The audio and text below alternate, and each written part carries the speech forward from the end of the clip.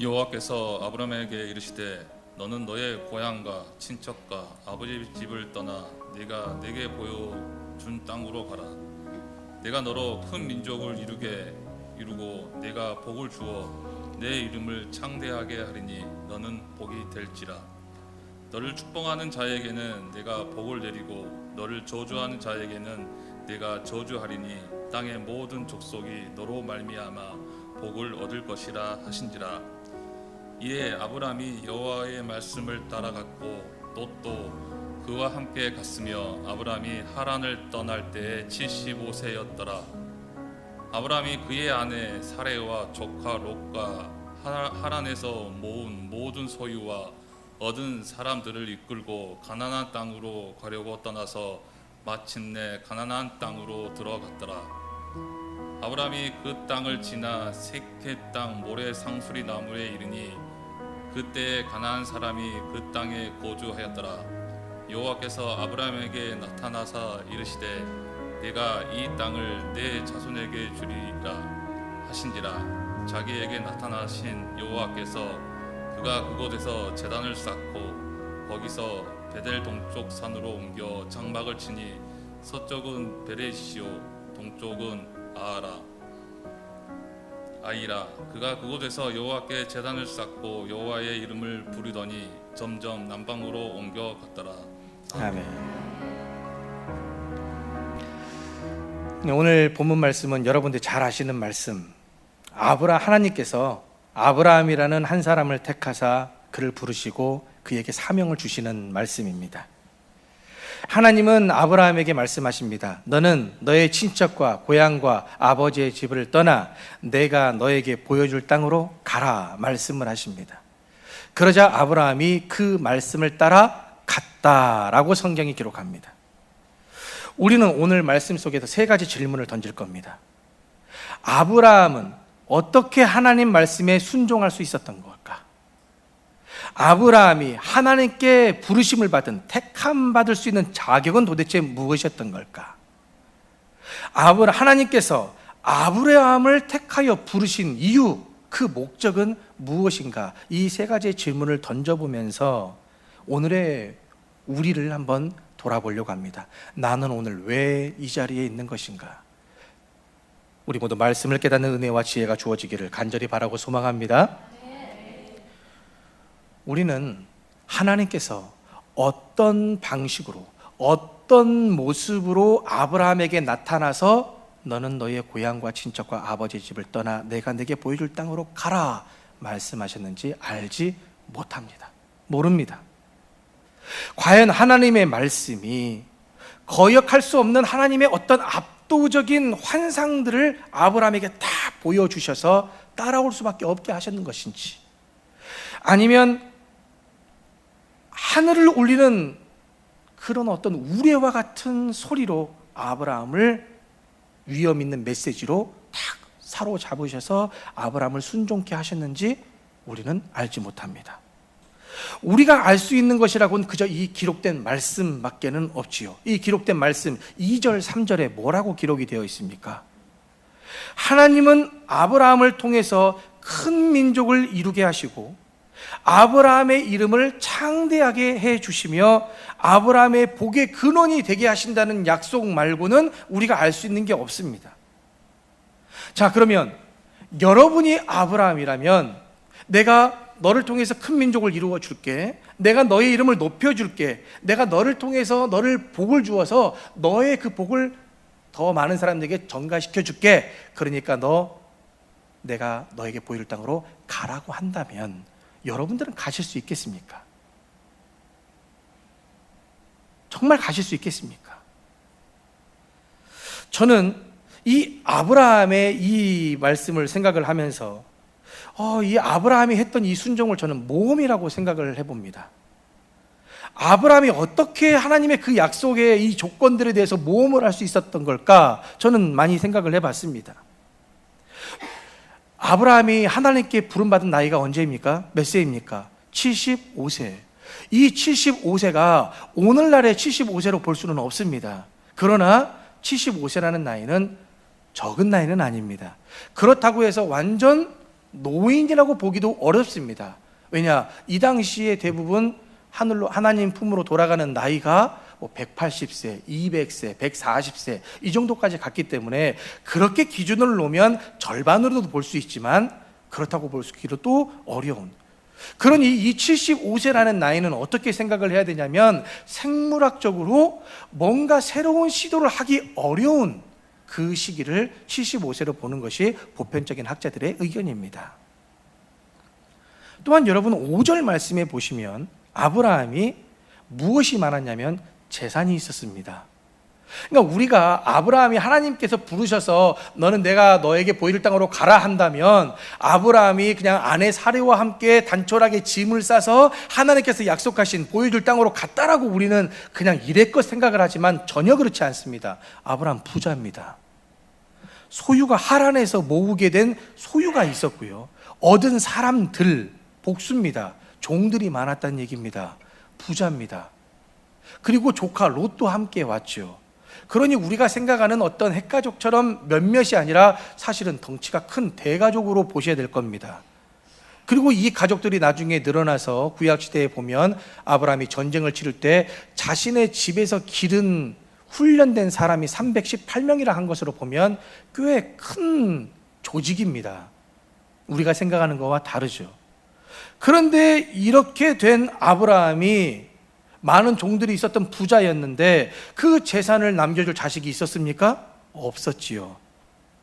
그렇다 보니까 아브라함이 어떻게 이 많은 사람들을 이끌고 하나님 말씀에 순종할 수 있었을까? 모험할 수 있었을까? 생각을 해보니 뭔가 새로운 시도를 하기는 어렵지만 이 같은 환경과 일상이 반복되면서 어떤 신선함이나 열정이 사라져가는 그 염세주의, 이 세상 반복되는 이 세상에 재미없는 이런 염세주의에 빠져 있지 않았을까? 아니면 그런 매너리즘에 빠져 있지 않았을까? 저는 이제 생각을 해보게 되는 거죠. 그래, 부양할 가족이라곤 사실 내 아내만 챙기면 되는 거고 내 자식이 있는 것도 아니고 믿져야 본전이니까 한번 다른 곳에도 한번 살아보자. 잘 안 되면 돌아오면 되지. 돈도 있고 종들도 있는데 내가 뭐가 무섭냐. 그래, 또 그분이 말씀하신 대로 나를 큰 민족으로 이루어 주신다 하니까, 내 이름도 높여 주신다고 하니까, 또 내가 보기에 근원이 된다고 하니까, 그래, 어쩌면 내 노년이 더 풍요로워질지도 모르지. 한번 해보자 라고 생각하지 않았을까? 비록 피 끓는 청춘은 아니라 할지만 새로운 시도를 해보지 않았을까? 저는 생각을 해보게 됐습니다. 그런데 이것은 단순히 저의 짧은 생각일 뿐이고 당시의 시대와 배경과 문화 속에서는 절대 그렇게 생각할 수가 없습니다. 왜냐하면 이것은 고향이라는 것, 친척이라는 것, 아버지의 집이라는 것은 오늘날 우리가 생각하는 것보다 훨씬 더 무게감이 있는 단어들입니다. 여기서 고향이라는 건 뭡니까? 내가 태어나서 어렸을 때 자라온 환경, 내 주변에 누가 저기 집은 누구 댁, 여기 집은 누구 집, 저기 집은 영희 집, 철수 집, 어렸을 때부터 함께 왔던 그 고향, 안전함을 누릴 수 있는 내 옛 추억들. 그리고 친척은 누굽니까? 피를 나눈 형제들 아닙니까? 나를 보호해주고 나를 책임져주고 내가 어려운 일이 당하면 나를 발벗고 나서서 도와줄 수 있는 자들이 친척들입니다. 안전과 생존을 돕고 보장해주는 자들이죠. 아버지의 집은 뭡니까? 그야말로 내 가족이죠. 나를 보호해주고 내가 상속을 받을 수 있는 정체성을 상징하는 것이 바로 이 가족입니다. 그런데 지금 하나님은 아브라함에게 이 세 가지를 두고 떠나라 이야기하는 겁니다. 그래요, 모든 것으로 떠나라는 것 모험이죠. 순종할 수 있겠습니까? 여러분들 지금 있는 거 그냥 그대로 두고 떠나라고 한다면, 새로운 곳으로 가라 한다면 하실 수 있겠습니까? 쉬운 일은 아닙니다. 만약에 그게 정말 눈에 보여지는 가능성이라도 있었다면 했을지 모르겠죠. 만약에 장땡이라도 잡았으면 한번 모험해 봤겠죠. 올인해 봤겠죠. 그러나 잡은 게 없습니다. 눈으로 본 게 없습니다. 의지하고 비벼볼 데가 없습니다. 더욱이 하나님이 가라고 한 땅이 어디입니까? 하나님이 어디로 가라 하셨습니까? 보여줄 땅입니다. 보여주신 땅이 아닙니다. 펼쳐져 있는 땅이 아니라 보여줄 땅, 아직 정착지가 고정되어 있지 않은 미지의 세계로 지금 떠나라. 여러분이면 떠날 수 있을 거라고 보십니까? 우리는 못합니다. 이 상황은 단순한 이사가 아닙니다. 거기에 보물이 있을 수도 있으니 그 보물섬으로 떠나라는 이야기입니다. 그러니까 우리 젊은 사람들은 다 알만한 만화, 애니메이션, 원피스와 같이, 여러분들이 한 번쯤은 보셨을 인디아나 존스, 미이라와 같은 그 영화에서 나오는 것처럼 거기에 보물이 있으니까 거기에 한번 보물을 얻기 위해서 떠나라 보나라는 모험과 똑같은 상황인 겁니다. 여러분들이라면 기꺼이 감행하실 수 있겠습니까? 보통은 나이가 들면 들수록 익숙한 것을 더 선호하면서 변화를 꺼리는 경향들이 나타난다고 하죠. 새로운 정보를 배우고 어떤 새로운 환경에 적응할 때에 우리의 뇌는 엄청난 노력을 합니다. 그리고 엄청난 신경을 씁니다. 그러다 보니까 이 뇌가 생존하기 위해서는, 이 피로도를 줄이기 위해서는 검증되지 않은 소리들, 검증되지 않는 그런 일들을 시도해 보려고 하지 않습니다. 피로하니까 그냥 불필요한 에너지다, 이건 스트레스라고 생각을 하면서 없애버립니다. 시도하지 않게 하죠. 또한 나이를 들면서 가지게 되는 것은 뭐냐면, 내가 지금까지 수고하여 벌어들인 이 모든 것을 지키려는 본능이 있습니다. 잃어버리지 않으려는 본능. 왜냐? 내가 죽을 때까지는 이것이 있어야 살아야 되니까. 내 자식들에게도 좀 도움을 주려면 이것을 지켜야 되니까. 나이 드셔서 이것을 완전히 투자해서 잃어버릴 생각을, 모험을 결코 하지 않지요. 왜냐? 손실 회피 심리가 강하게 나이가 들면 들수록 들어가기 때문에 그렇습니다. 그러니 잘 생각을 해보십시오. 요즘 젊은 사람들이 주식에, 코인에 투자를 하지, 나이가 지극히 드신 분들은 결코 주식에 투자를 하지 않습니다. 조금 더 어떻게 내가 할 가능성이 있다, 모험의식을 가진 젊으신, 아니면 중년들이 그렇게 하지, 나이 드신 분들은 그 위험을 감수하려 하지 않지요. 하지만 젊은 사람들은 쌓아놓은 것보다 잃을 것이 상대적으로 적기 때문에 모험을 하는 겁니다. 투자를 하는 겁니다. 그러나 나이가 들면 경험이 쌓여있기 때문에 섣부른 변화를 차단하려고 하죠. 그러니 아브라함의 입장에서는 보면, 떠나면 무엇이 생기는가 보다는 떠나면 내가 무엇을 더 잃게 될까라는 생각이 더 클 수밖에 없습니다. 그리고 도대체 보여줄 땅은 도대체 어디일까? 친척과 헤어지면 누가 나를 과연 도와줄 수 있을까? 과연 그곳에서 내가 잘 적응할 수 있을까? 괜히 나의 섣부른 판단으로 인해서 내 아내를 고생시키는 것 아닐까? 내가 가진 모든 것을 잃어버리는 것 아닐까? 두려움이 사실 아브라함에게 더 크죠. 과연 하나님께서 아브라함이 이런 걱정을 하고 있다는 것을 모르셨을까요? 아니요. 전지하신 하나님, 모든 것을 아시는 하나님은 다 아브라함이 이런 생각들을 하고 있다는 걸 아십니다.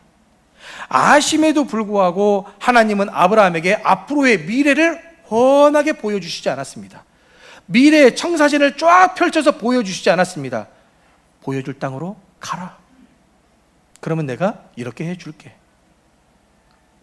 왜 하나님께서 보여주시지 않았을까?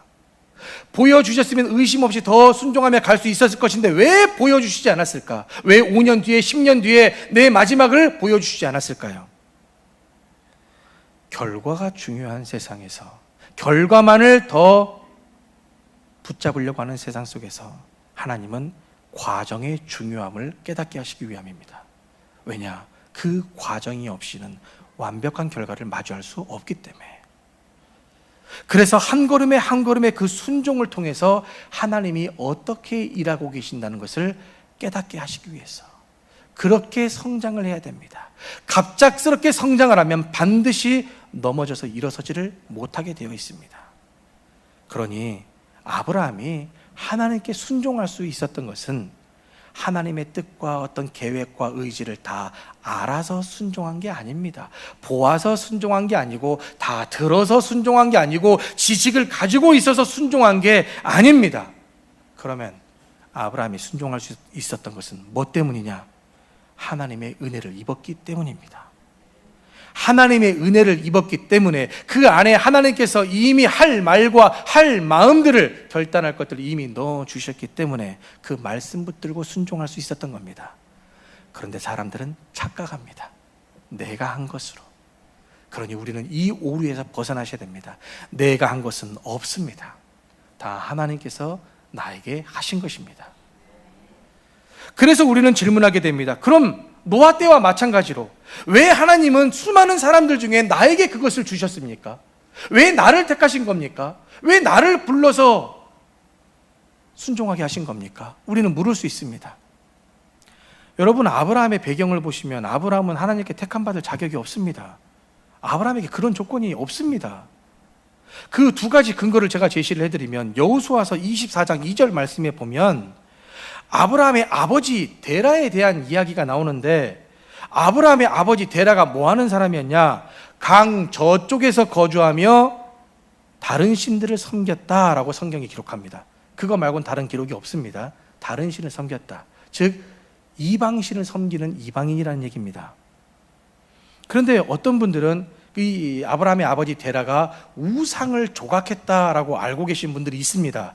근데 이 이야기가 왜 나온 거냐면 성경에서 나온 이야기가 아니라 이 유대인들, 이 랍비들이 읽고 있는 아브라함의 묵시록이라는 책이 있고, 또 창세기를 해석하는 이 랍비들의 문헌 중에 브레시트 라바 38장에 이런 해석적인 이야기가 있습니다. 아브라함이 우상을 조각해서, 데라가 우상을 조각해서 팔았다. 그것으로 장사를 해서 먹고 살았다라는 그런 내용들이 담겨져 있다 보니까 이제 이런 내용들이 전승이 된 겁니다. 그러나 성경에서는 그걸 말하지 않습니다.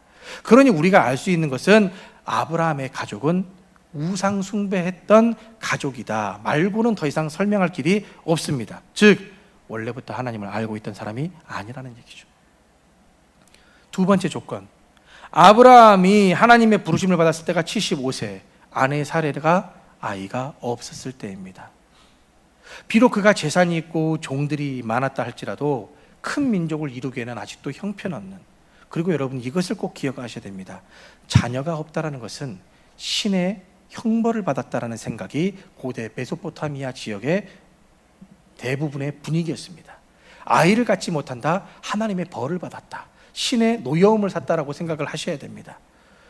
그런데 그런 상황 속에서 아브라함이 이방 가족에서 나왔지요. 하나님을 알지 못했지요. 결혼을 했는데 자녀가 없지요. 사람들은 그 사람들을 욕을 하지요.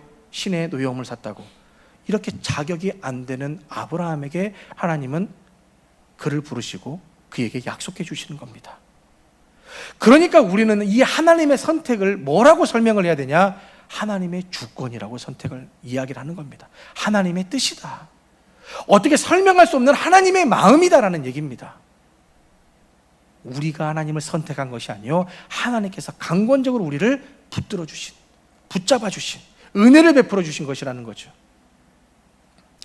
그럼 이제 우리가 마지막 본질적인 질문으로 들어가 봐야 됩니다. 도대체 하나님이 아브라함을 선택하고 부르신 이유가 무엇이냐?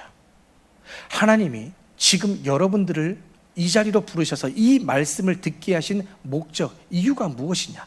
여러분들이 하나님을 알지 못하고 하나님을 믿지 못한다면 이 자리로 모이실 이유가 없습니다.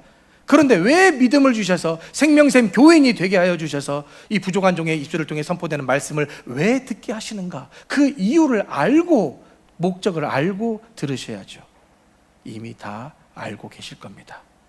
하나님이 아브라함을 부르신 이유, 여러분들을 부르신 이유, 바로 아브라함을 통해, 저와 여러분을 통해 이 세상을 구원하고 회복시키시기 위함인 줄로 믿으시길 축복합니다. 누구를 통해요? 나를 통해. 믿어지십니까? 하나님, 내가 뭔데요? 내가 무슨 능력이 있다고요? 내가 가진 게 있습니까? 제가 지식이 있습니까? 제가 사람들과 관계가 좋습니까? 제가 뭐 할 수 있는 게 아무것도 없는데요. 네, 그렇게 아무것도 없는 저와 여러분들을 지금 이 자리로 부르신 겁니다. 이 메시지를 듣게 하신 겁니다. 알아. 나 너희들 아무 조건 없는 거 알아. 그래도 내가 너희들을 택했어. 그래도 내가 너희를 불렀어. 왜냐고? 너희들과 함께하고 싶어서. 이 말씀에 위로를 얻으시길 주님이라고 축복합니다. 왜 그러면 하나님께서 지금 그런 나를 자격 없는 자를 오늘 이 자리로 부르셨는가? 지금 말씀이 몇 장입니까? 창세기 12장이죠. 꼭 여러분들은 말씀의 앞뒤를 생각하시기 바랍니다. 창세기 11장에 무슨 사건이 있었습니까? 망각의 은혜가 있으셔서 다 잊어버리셨죠? 바벨탑 사건이 있었습니다. 바벨탑 사건은 하나님을 중심으로 두어야 될 우리가 하나님을 중심을 두는 게 아니라 자기들의 이름을 내고 우리가 흩어짐을 면하자 탑을 쌓았습니다. 그 탑을 꼭대기에 이르게 하자, 이제 우리가 신이 되자, 하나님 간섭받지 말자, 우리가 할 수 있다, 하나님 없이도 살아갈 수 있다. 이 사건 때문에 하나님이 내려오셔서 인간의 언어를 혼잡하게 하시고 인간을 흩어버리셨습니다. 그리고 창세기 12장이 들어오는 이유가 뭘까요?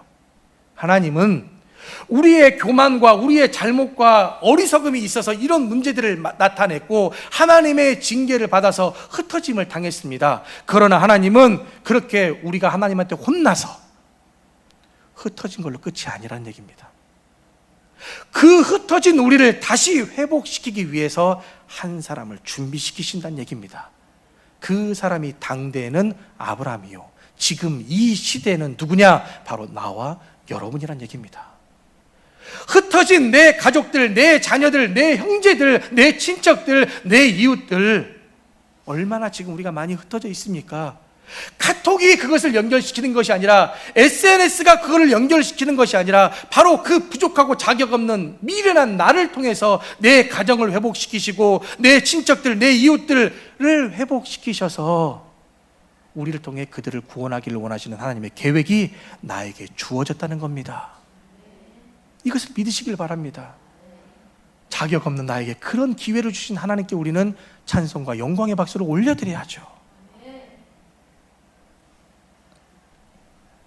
그런데 우리는 여전히 이 사명을, 아브라함이 받은 그 사명, 내가 받은 그 사명을 내 지식으로만, 그냥 설교 때 선포되는 이 말씀으로만 가지고 있을 뿐, 여전히 내 자식과 내 미래와 건강과 내 일에만 갇혀서, 하나님 먼저 내 자식의 문제 해결해 주면요, 하나님 먼저 우리 집안에 풀어져야 될 이 숙제를 해결해 주면 제가 그렇게 따라가겠습니다, 이 문제 해결해 주시면 제가 기꺼이 그 길 갈게요. 우리가 이렇게 하나님과 타협하고 있지 않습니까? 아니요. 그 문제 언제 해결될까요? 하나님이 정말 그걸 해결해 주시면 우리가 가능할까요? 사람은 아니요, 사람 이야기할 필요가 없죠. 나를 돌아봅시다. 나는 화장실 들어갈 때와 나올 때가 다릅니다. 그래서 이것이 해결되면 이렇게 할게요가 아니라 이 상황 속에서 하나님의 사명으로 나아가는 겁니다. 가면 해결되는 겁니다. 보여줄 땅입니다. 아직 하나님이 안 보여주셨습니다. 그 안 보여줄 땅을 하나님만 의지하고 믿고 가면 내 자식의 문제, 건강의 문제, 여러 가지 문제들이 하나님의 때에 하나님의 방법으로 해결되는 것이죠. 그러니 오늘 우리는 이 말씀을 통해서 우리의 이런 생각들을 전환을 시키셔야 됩니다. 하나님께서 이렇게 해주시면 제가 하나님 앞에 갈게요. 아니요, 가고 얘기하십시다. 말씀에 순종하고 얘기해 보십시다. 우리의 모든 것을 주신 하나님을 우리가 입으로만 이야기하는 것이 아니라 정말 내 자신을 던져보십시다.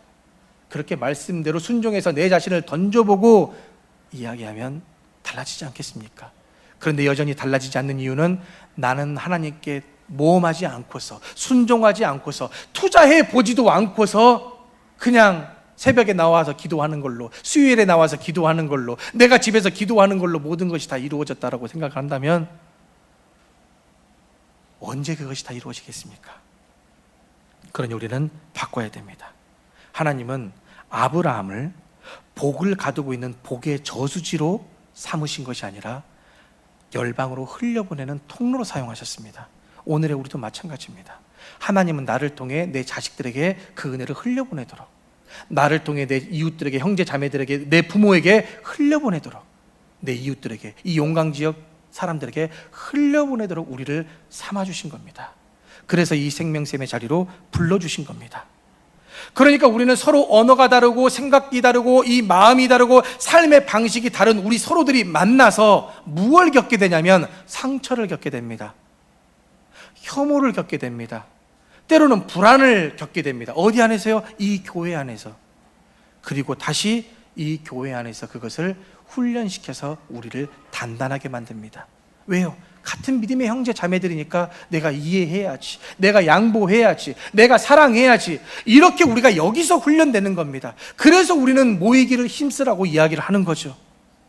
그런데 우리는 이 훈련을 하지 않고 그냥 내가 하나님 앞에 나와 1대1 관계만을 쌓기 위해서 우리가 예배를 올 때가 얼마나 많습니까? 아니요, 하나님은 우리를 훈련시키기 위해 이 자리로 부르시는 겁니다.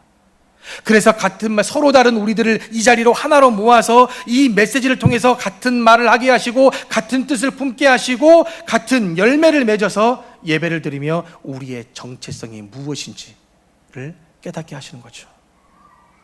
할렐루야. 근데 여러분들의 표정을 보니까 좀 떨떠름한 것 같습니다. 아니 목사님, 내가 복 받으려고, 내가 예수 믿고 교회에 복 받으려고 내가 이 자리에 왔는데 잘못 왔구나라는 생각이 드십니까? 그동안 내가 엉뚱한 우물만 파고 있었구나라는 생각이 드십니까? 16세기 이탈리아 로마 가톨릭 사제이면서 성인이었던 성 필리포 네리라는 사제의 이야기인데, 한 법대생이 마지막 한 학기를 남기고 학비 낼 돈이 없는 겁니다. 그래서 고민하다가 이 네리 신부를 찾아와서 상담을 한 거죠. 마지막 한 학기가 남았는데 어찌 해야 될지 모르겠습니다.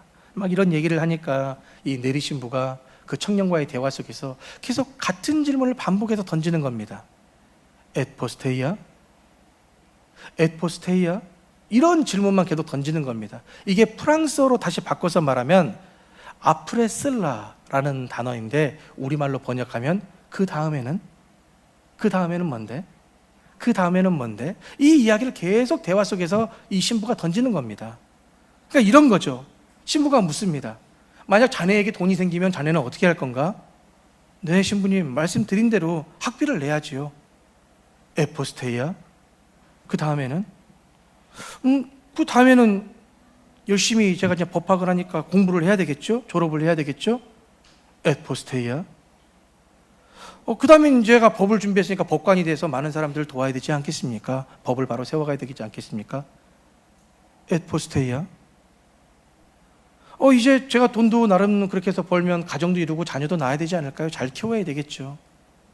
에포스테이아?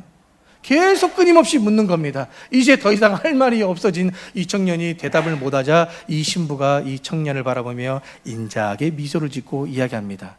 그 다음 내가 이야기해 줄까? 그 다음은 당신도 죽을 거네.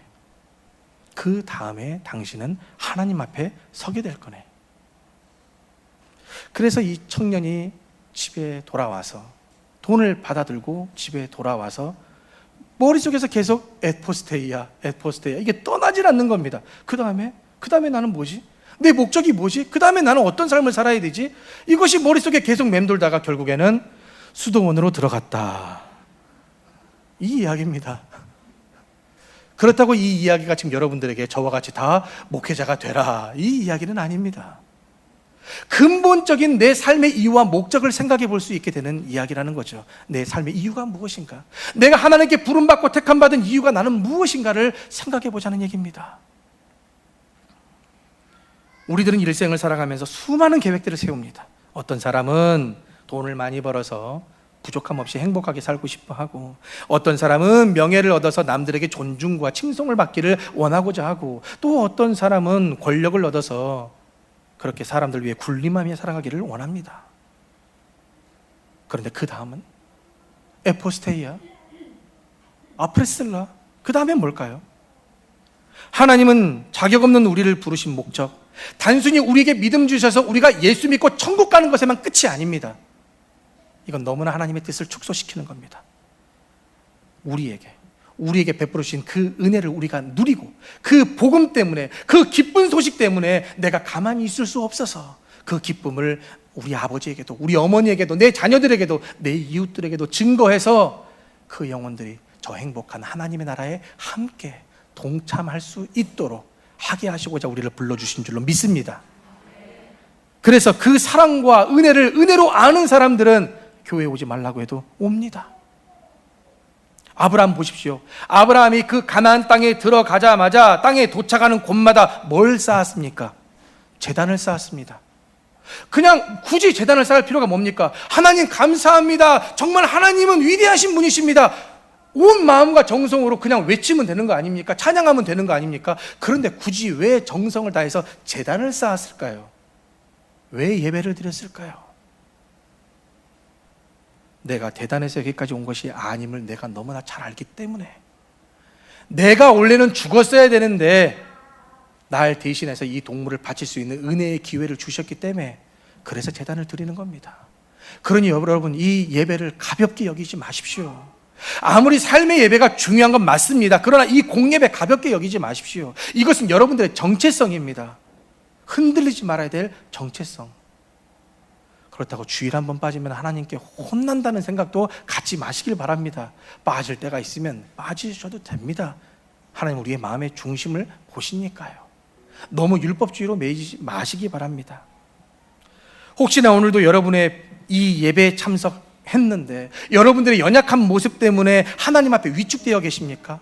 하나님, 나는 여전히 신앙생활 하는데 내 모습이 이거밖에 안 돼요. 내가 이렇게 해서 어떻게 하나님께 기쁨과 영광을 돌릴 수 있을까요? 위축되어 계신 분이 있습니까?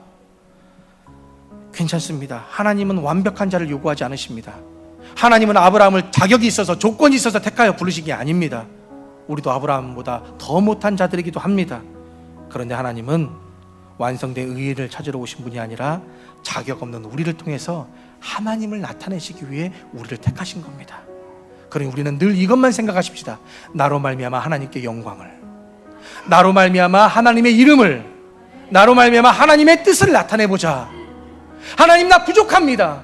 나 연약합니다. 그러니 있는 모습 그대로 나를 통해서 아버지 하나님의 뜻대로 나를 사용하여 주옵소서. 이 고백을 정말 마음을 다해서 던질 수 있는 저와 여러분이 되기를 주님의 이름으로 축복합니다.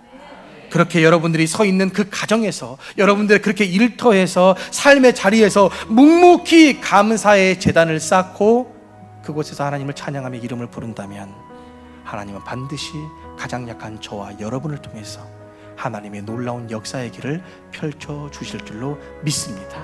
그 믿음으로 한 주간 승리할 수 있는 저와 여러분이 되시길 주님의 이름으로 축원합니다. 하나님 아버지, 오늘도 저희는 말씀을 통해 하나님의 부르심과 택함의 목적을 깨닫습니다. 그러나 그 깨달음을 삶으로 이어나가지 못하는 저희를 돌아볼 때마다 무거운 낙심이 찾아옵니다. 아버지여, 간절히 원하오니 저희의 삶이 예배가 되게 하여 주시고 아버지의 한량없는 은혜를 매일매일 다시 입어서 아버지의 크신 사랑과 은혜를 세상과 나눌 수 있는 저희가 되게 하여 주옵소서. 이 세상이 더 기쁜 소식으로, 그 은혜로 감사가 차고 넘치는 세상이 되어 그들의 자원하는 마음으로 은혜로 하나님 앞에 한 걸음 한 걸음 나올 수 있는 이 세상이 나로부터 시작될 수 있도록 인도하여 주옵소서. 그리하여 주실 줄로 믿으며 우리 구주 예수님의 이름으로 감사하며 기도드리옵나이다.